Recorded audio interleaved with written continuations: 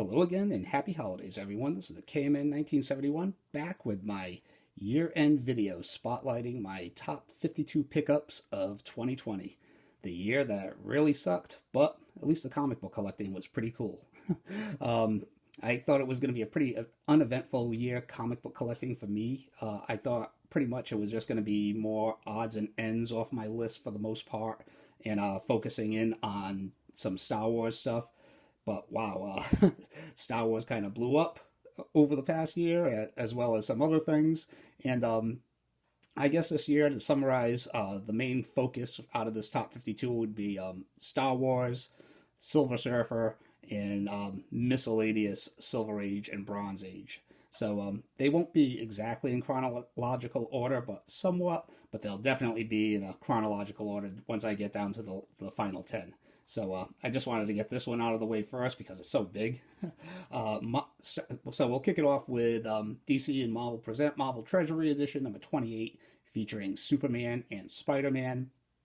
It also guest stars Wonder Woman and the Incredible Hulk, and features the first Hulk and Superman throwdown. Always wanted this. I have the first Superman and Spider-Man Treasury size edition, so this was an early year pickup. Love it. All right. Moving on.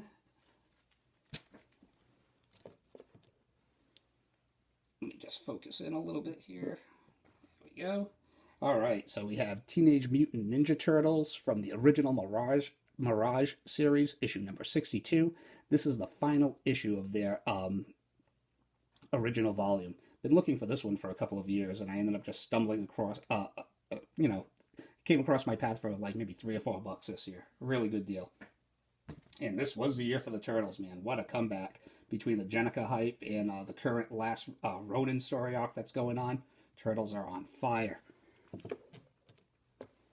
Amazing Fantasy, number 1. Another book that was just pretty much a filler issue that I picked up earlier this year, but kind of caught a little bit of a spark with the incoming Spider-Verse hype. First appearance of Aranya, I believe.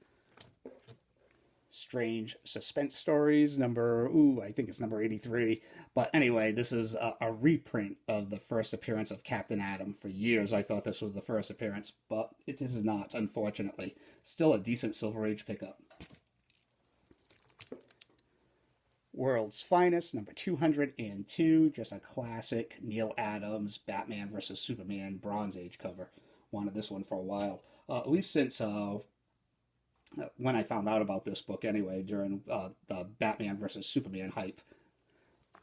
Another Neil Adams Bronze Age goodie that I wanted, The Witching Hour, number 13. Love this cover.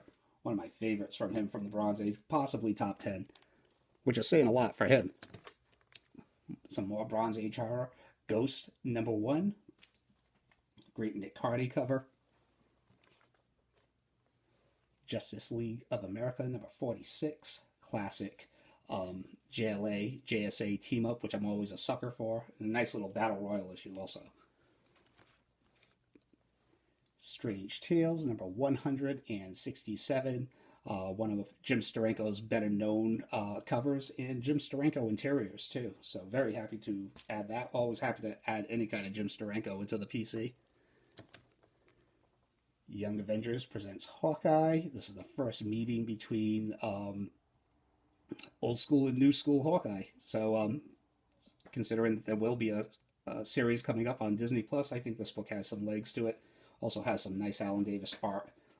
Well, not that there's such a thing as bad Alan Davis art, at least in my opinion. The first of the many Star Wars books to come in this top 52. Star Wars number 1, Dark Empire, Platinum Edition. Wanted this book kind of since the 90s. Forgot about that it existed for a long time, but very happy to add it into the PC.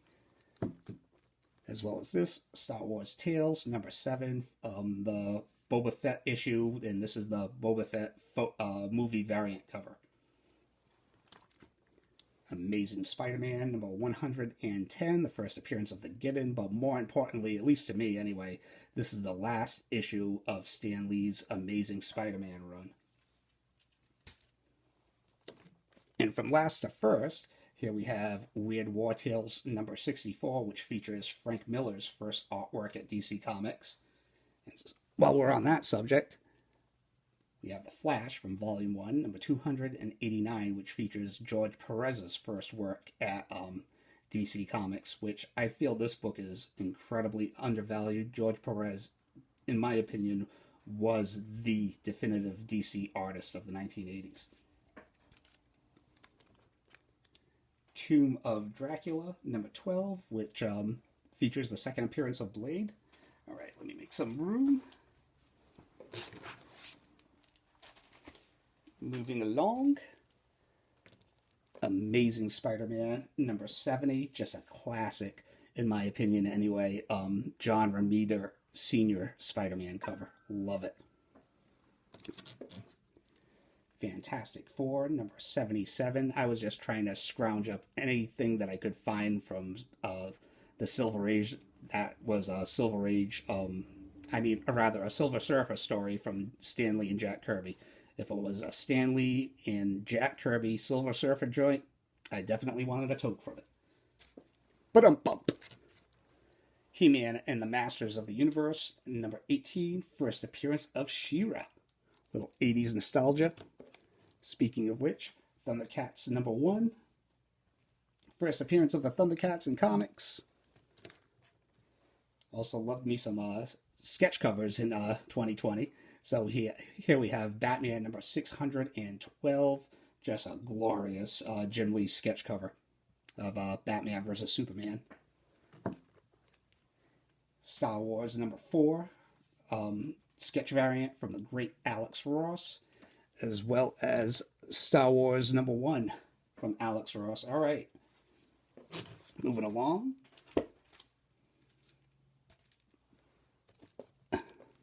Segueing from the sketch covers, well, actually, one more sketch cover. So we have the Alex Ross. I think this is the 1 in 200 ratio variant for Star Wars number 1 sketch of his homage cover to the original Star Wars. And I bought a bunch of, several Star Wars number 1 variants that were on my list. So here they are. Here's the Boba Fett Amazing Spider-Man 129 Punisher homage,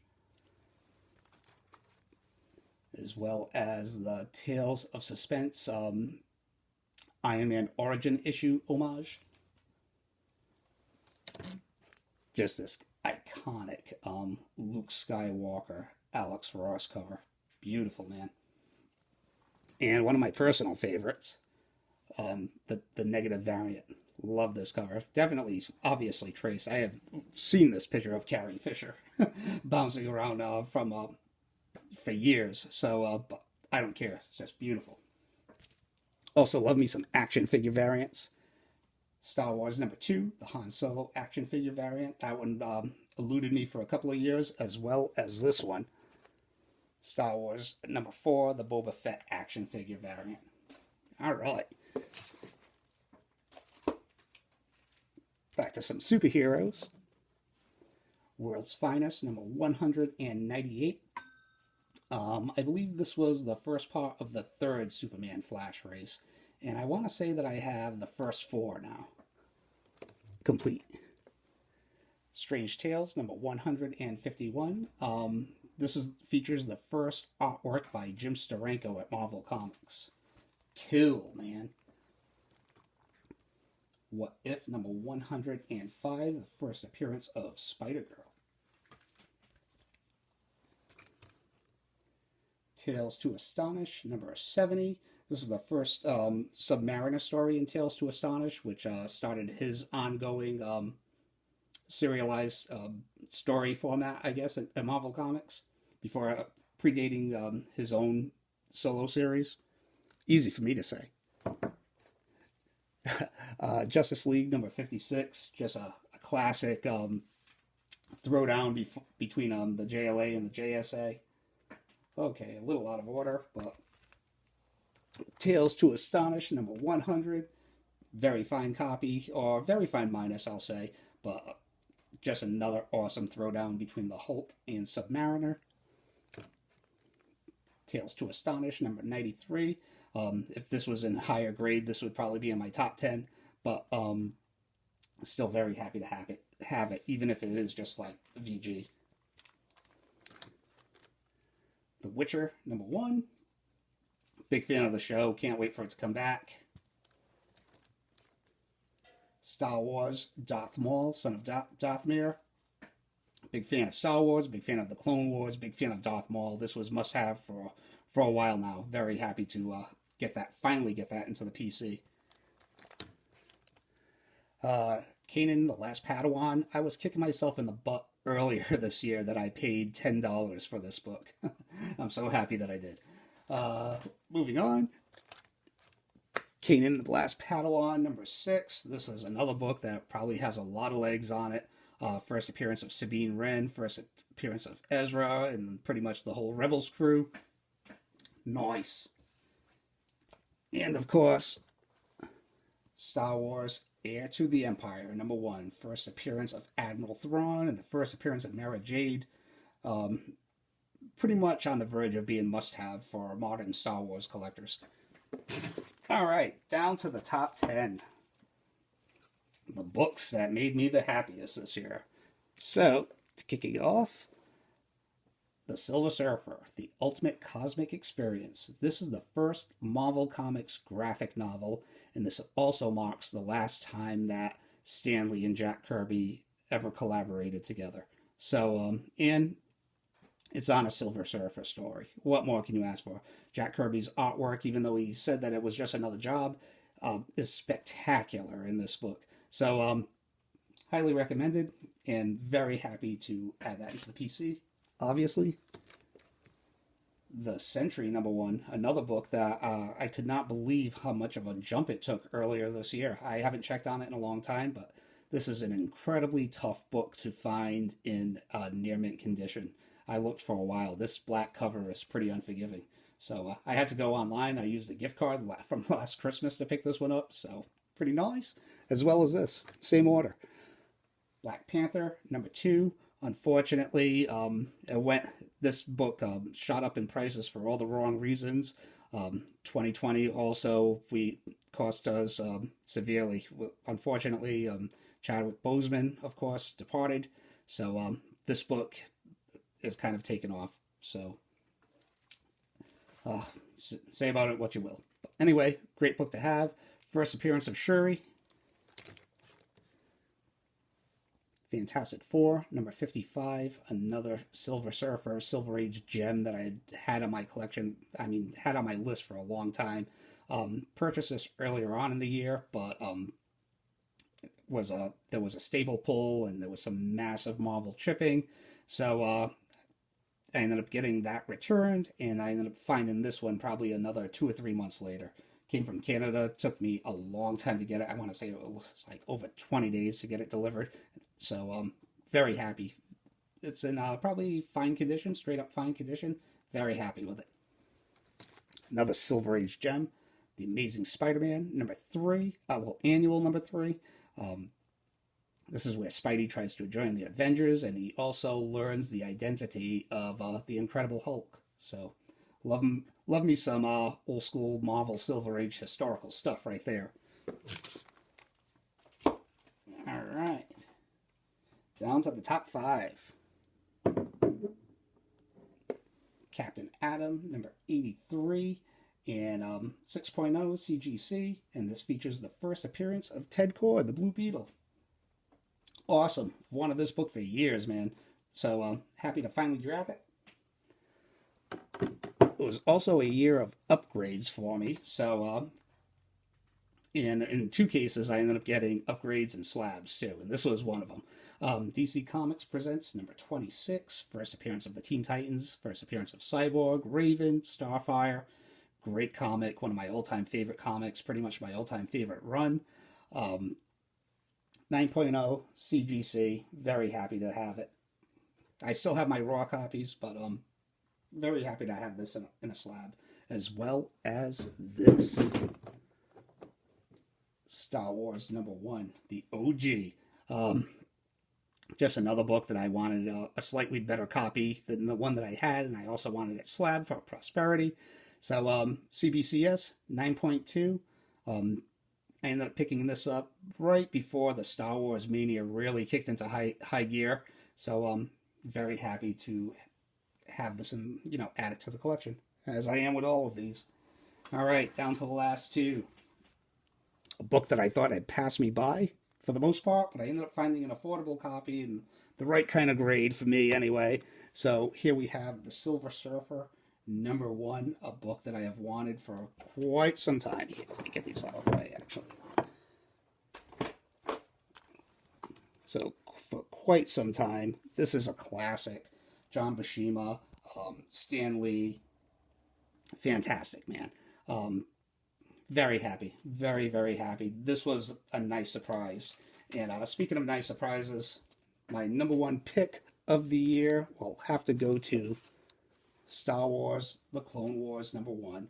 The first appearance of Ahsoka Tano, who I have deemed the breakout character of 2020, just slightly beating out Miles Morales.